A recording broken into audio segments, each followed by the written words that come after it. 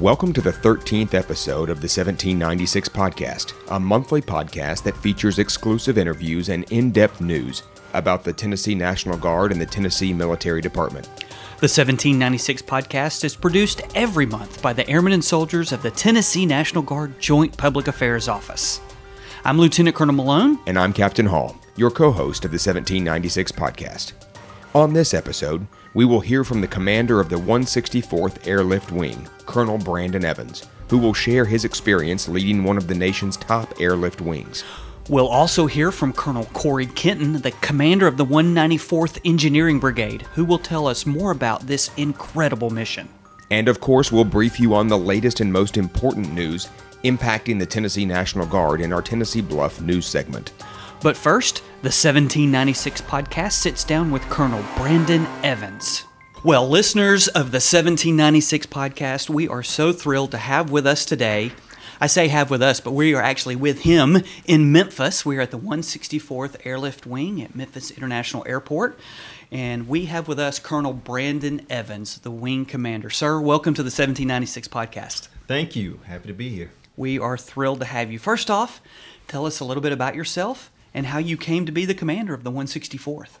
Sure. Well, I like to say mostly a Memphis native. I was actually born in Dallas, but moved here at a pretty early age. So here in Memphis, grew up high school, and for me, I guess it started with getting into the military. I was attracted by wanting to be a pilot and fly in airplanes, and living here locally, didn't know of a lot of options. So honestly, I was attracted to the military by the desire to fly. And so that led me eventually to the Air Force Academy for 4 years out there. And then I served active duty for about 9 years, flying C-21s out of Andrews Air Force Base, C-5 cargo out of Dover Air Force Base. And subsequent to that, after about 9 years of active duty, happened to meet a lot of the Memphis folks as they were transitioning from the 141 to the C5. So got plugged in with the unit that way from active duty, and it just worked out. A Memphis guy coming back home.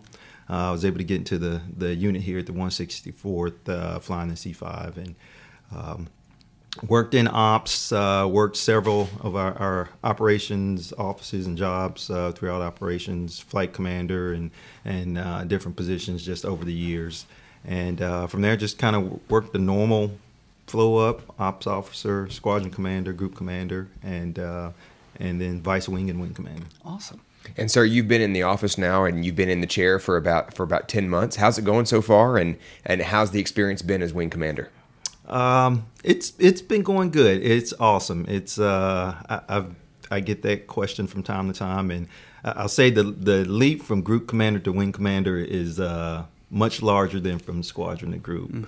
And so that perspective has been very interesting. One of my takeaways is we've always heard, the people do the mission and how important the people are. And you just really realize it because there's so much I can't do. So much, there's a big learning curve of understanding other things or what other organizations are doing. And so you realize the value of having good people in those positions to take care of those different things and jobs, and so that's very important. You realize that from this seat. So we often hear mission first, people always. You talked about the people. Tell us a little bit about the mission. What is the main mission of the 164th Airlift Wing? So we are an airlift wing, and that falls under one of the Air Force core competencies of rapid global mobility. And just in simple terms, it's the ability for us to pick up and move troops, material, anywhere in the world. And,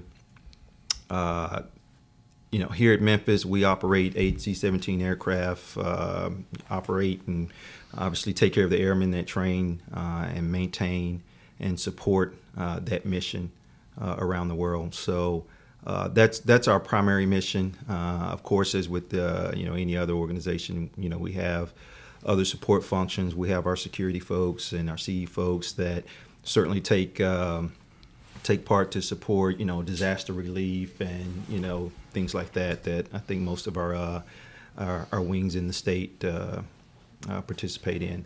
And the 164th has actually been in the national news for the past few years several times, both with the COVID-19 response. The Memphis aircraft were some of the first to bring test kits back to the United States from Italy, and then obviously with the Afghanistan withdrawal. What's it like? What's it been like for the 164th to have such a national profile, and how have the airmen on base reacted to that? Well, the airmen, as always, react in an outstanding manner. And one thing I told them when I took command that I've always seen is when it comes to doing our core mission, we take care of business. That's our taking care of business, and our folks have shown that time and time again, whether it's hurricane relief or our primary airlift mission, or even some of our local support, be it potential civil unrest. We had the hurricane recently in Florida. We mobilized our CE unit and in a matter of a couple days, with equipment and gear and folks, and they were processed out the door to go support that. And so our folks do awesome with whatever it may be. And is one of the things I love about this mission is that not so much being in the news, but the fact that generally when something happens, you need some type of airlift. You need mobility, and that's what we bring.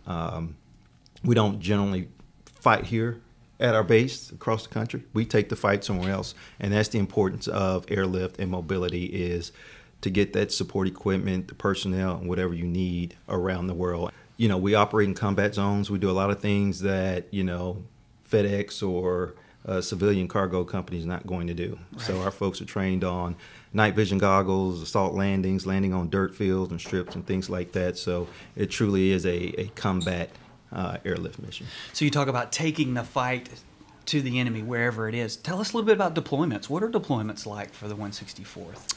And excuse me, but you also mentioned all those support missions. So they deploy also, not just as part of the C-17. They may deploy as something separate. Tell us about that.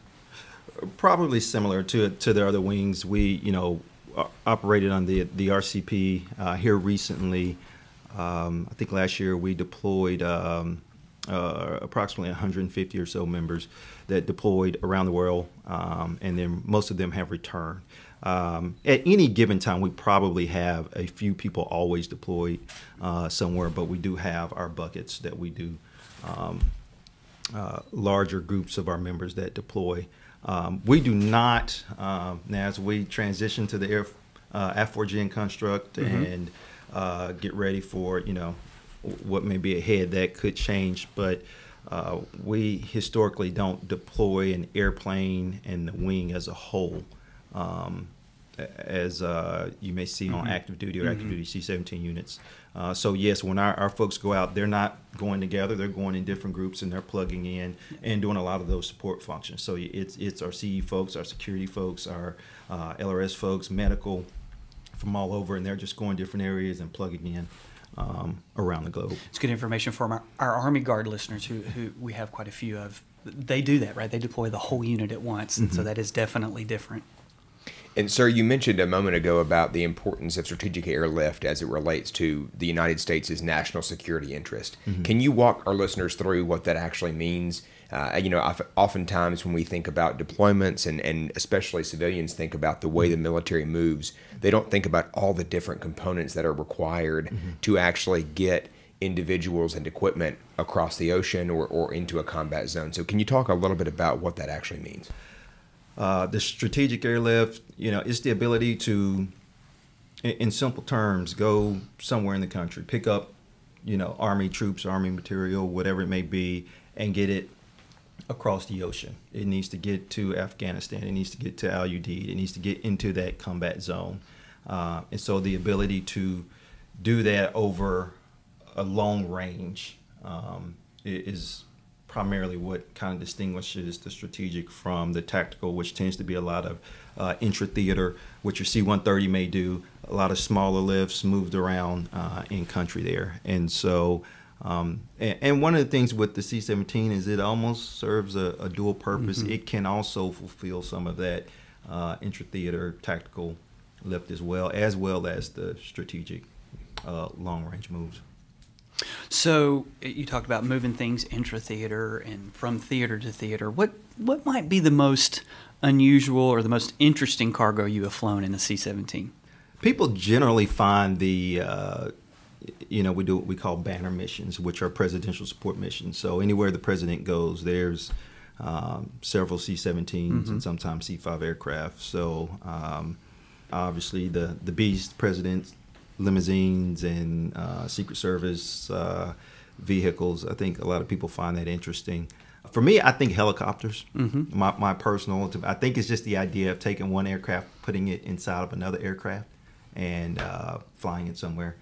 So in preparation for this interview, we were reading about your background and read that you were inspired by both your father and by the Organization of Black Aerospace Professionals. Can you tell us a little bit about those two inspirations in your life and in your military career?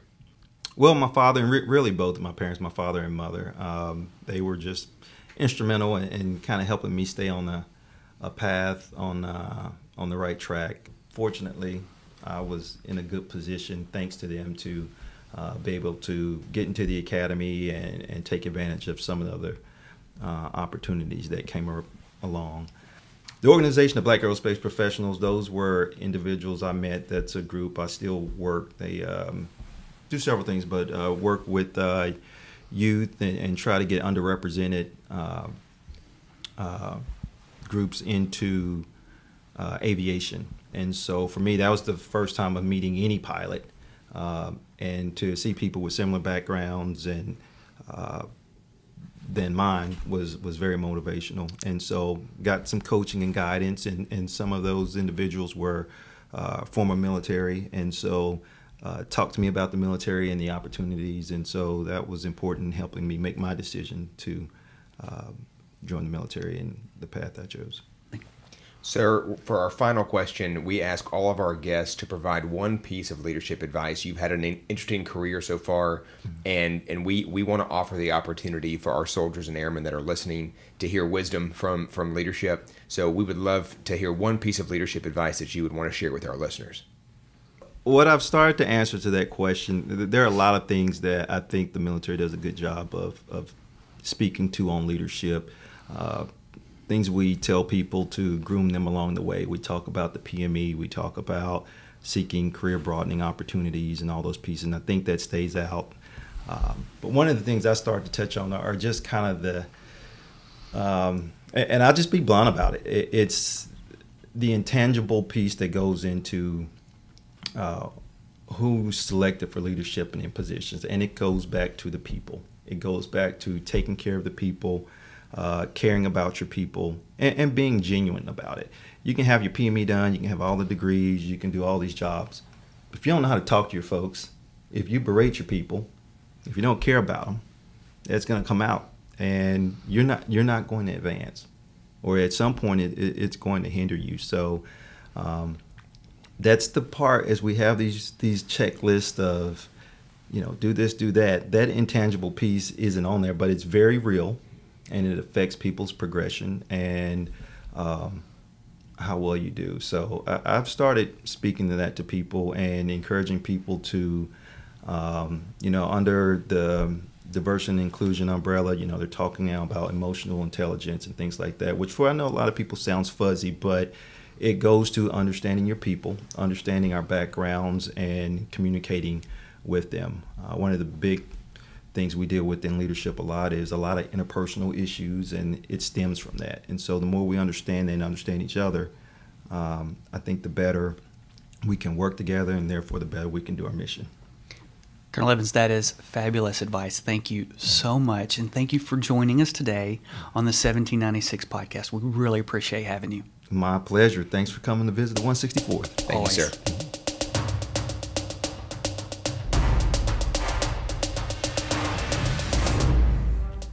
In this month's Tennessee Bluff, preparations are underway for the Tennessee National Guard to participate in an international joint readiness exercise in Bulgaria.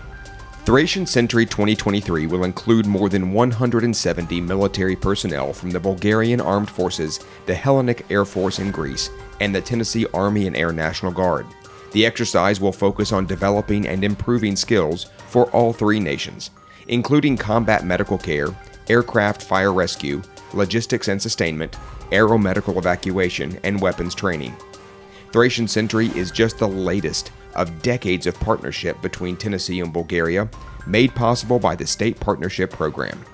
And in other news, the Tennessee National Guard is launching a new program entitled Integrated Primary Prevention, which specifically targets the prevention of violence and self-harm. Following a Department of Defense mandate, the Tennessee National Guard has created a workforce for the state that will be responsible to work with military leaders at all levels to address risk and protective factors. To learn more, please contact Mr. Jim Saunders at 615-347-7210. And finally, spring 2023 marks the 20th anniversary of the 2003 invasion of Iraq. Over the course of the war, the Tennessee National Guard has played a critical role, both in the air and on the ground. Thousands of soldiers and airmen have deployed to the Middle East over the past 20 years in support of the mission. We honor the Tennessee National Guardsmen who lost their lives in defense of our nation, and we say thank you to the Guardsmen, both current and retired, who served in theater. That's our Tennessee Bluff for this month. Up next, the 1796 podcast interviews Colonel Cory Kinton. Thank you, Captain Hall, for that news update. Well, Tennesseans, listeners of the 1796 podcast, we are in the Joint Operations Center at Joint Force Headquarters, and I say that, so if you hear some noise or something goes on in the background, that might be what you hear. But we are thrilled to have with us today Colonel Cory Kinton. Now, he is the commander of the 194th Engineering Brigade. Sir, welcome to the 1796 podcast. Well, thank you. And tell us a little bit about yourself. How did you come to be the commander of the 194th? Well, I guess it was a accumulation of a lot of different assignments. 35 years ago, my brother and my cousins joined the Guard, following my father, my grandfathers. And, I've had the privilege of joining the 30th Separate Armored Brigade, later serving with the 230th Sustainment Brigade, Recruiting Retention Battalion, Joint Force Headquarters, and the 194th. Got an opportunity to work in administration, military police, armor scouts, recruiting, combat engineers, construction engineering, and with a battalion, brigade, and joint adapted staffs. I learned not to be kind of reluctant and step outside my comfort zone. Found there's a lot to be gained when you're going across different MOSs, different organizations, and those experiences, successes, even the failures of those organizations, kind of what prepared me for a brigade. Absolutely. So, sir, you took command recently. Can you tell us a little bit about how that's going and what that experience has been like to be in command? Well, so far it's amazing. Getting to come back home to the organization that I started in has been just a dream come true. As a commander, getting the opportunity to spend time with the troops is great. The only regret you really kind of run into is not having enough time. There's a lot of places that you have to influence issues that are affecting the brigade and your soldiers, and that cuts away from the time that sometimes you can be on the ground with the soldiers when they're doing their training events. But it has gone extremely well so far in every area. So been very tickled. The troops have done extremely well. We've set some high standards on readiness, especially in strength management, and they have come through and done an amazing job.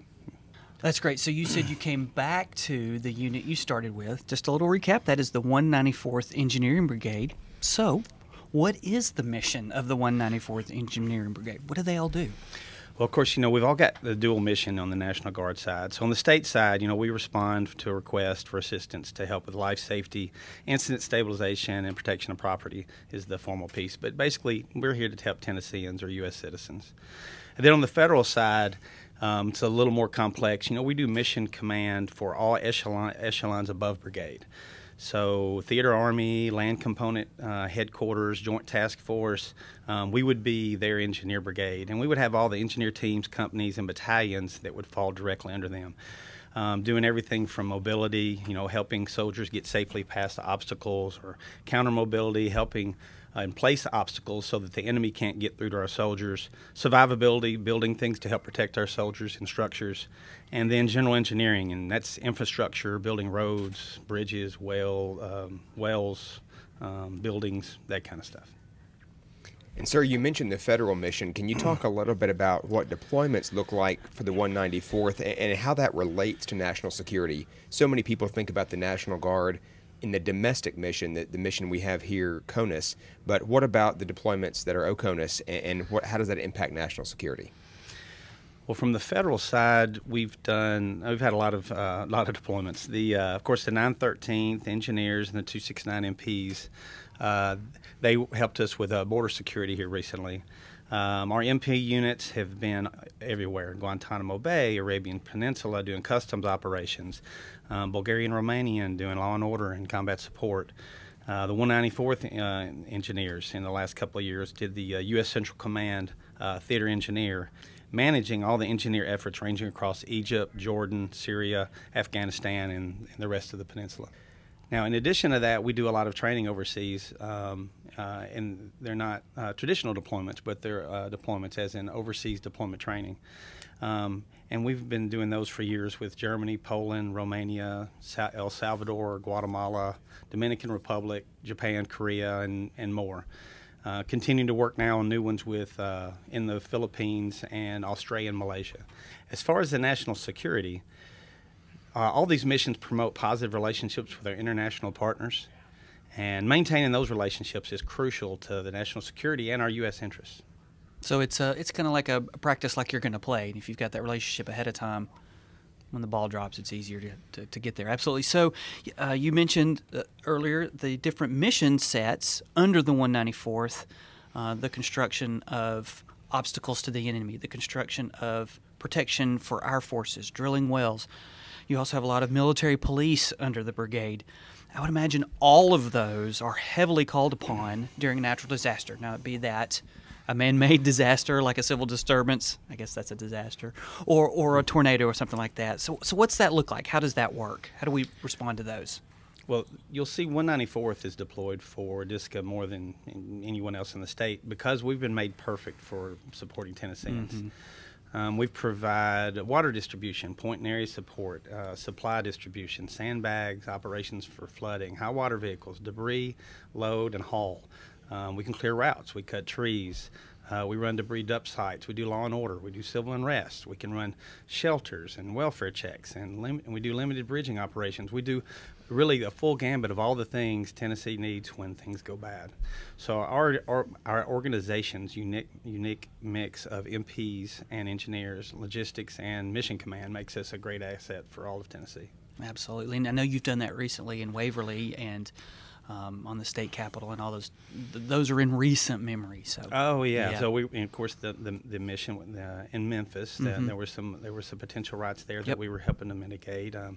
The hurricanes and Ian and Ida, our troops were there. The Waverly flooding during the major riots across Tennessee. We were helping protect Tennesseans everywhere from Memphis to the state capitol to Chattanooga, all over Tennessee. We've worked all the inaugurations, all the presidential debates in Tennessee. We just had a heavy role anywhere Tennessee needed us. Well, I'm appreciative of that. And if listeners want to learn more about the DISCA support mission, and DISCA is Defense Support of Civil Authorities, we actually had the chance to interview the TEMA director and the director of the JOC in one of our very first episodes. That's right. So a great opportunity to learn more about that mission if you're interested. Since you pointed them backwards, we also interviewed your Sergeant Major specifically about military police. Mm-hmm. That was the October 2022 episode. That's right. So, sir, if you had the chance to talk to a potential recruit, let's pretend like there's one listening right now. We certainly hope there is. What's your quick speech to get them to enlist in one of your units, and what makes the 194th so special and the one that you would want them to join? Tennessee and the 194th, as far as the Tennessee National Guard as a whole, I try to pitch for us, people to join and serve. I mean, you've got 0.7% of the U.S. citizens are serving now, and 85% of 70% of service members come from service families. Mm-hmm. So it's a very small pool, but everybody should take the opportunity to serve. And the good thing about serving with the Tennessee Guard is you can maintain your job, you can maintain your life with your family, and you can still get to support your community and your nation. It's also where you can be paid to learn new skills while you continue to work in the private sector. It's where you can keep your ties and responsibilities to your community and while you're still getting military benefits for your family. And this command, what we try to make sure we emphasize on to all our commanders is we want to make it as easy on our soldiers to serve as possible. So we work with the employees, we work with the family. If they have events that are contrary to what we've got in training, then we let them out of the training to go take care of those things. And when there's times that we really need them, like when there's a disaster or if there was a war, then that makes it easier for them to be there when we need them. That's awesome, sir. Thank you for that. I'll sign up. Put me in the 194th. We ask all our guests on the podcast, particularly those that have some experience under their belt, what's your one piece of advice or leadership advice that you would share with the airmen and soldiers that are listening? Two things. So one, if you care about your soldiers and your mission, when your actions show that you care about your soldiers and their families and their jobs and their future, when it's time for them to extend, they'll remember that. And they'll remember it when the mission gets difficult, and they'll emulate that when they're dealing with their soldiers. The second piece is a good work ethic. So if you work till the job's done, let your soldiers see that you're willing to do what you're asking of them. That work ethic is infectious. It makes the organizations more capable, more competent, and more efficient. Just better overall. Colonel Cory Kinton, thank you so much for your time today. Thank you. Thanks, sir. Thanks for listening to the 1796 podcast. If you like what you heard, please consider subscribing, sharing this interview with friends, and giving us a 5-star review. The 1796 podcast is produced by the Tennessee National Guard Joint Public Affairs Office. For more information, please visit www.tn.gov/military. And thanks for listening for one complete year of the 1796 podcast.